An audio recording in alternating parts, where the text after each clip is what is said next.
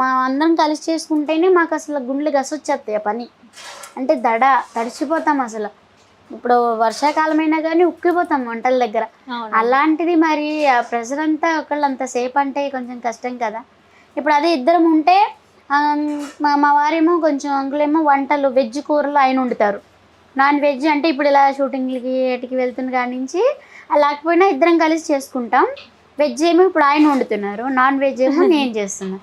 ఇప్పుడు మళ్ళీ ఇట్లా వెళ్తున్న కాడి నుంచి ఇట్లా ప్రాబ్లం అవుతుందని ఇప్పుడు వాళ్ళకి పిల్లలకి నేర్పించాను. ఇప్పుడు మా పిల్లలు ముగ్గురు, మా బాబు చేస్తాడు, మా మేనల్లుడు చేస్తాడు, మా పాప చేస్తుంది, మా వారు చేస్తారు. సేమ్ టేస్ట్ ఉంటుందా మరి? అంటే కొంచెం గుప్పుడు కొలతలు కాడ నాదేమో చిన్న చెయ్యి కదా గుప్పుడు, అంటే చేతితో అలవాటు నాకు. అంటే మీరు స్పూన్ యూజ్ చేయరు, చేయితోటే చేసేస్తారు. ఎంత మందికైనా చేయితోటి వేసేస్తారు. 10 కేజీలకైనా చేత్తోనే.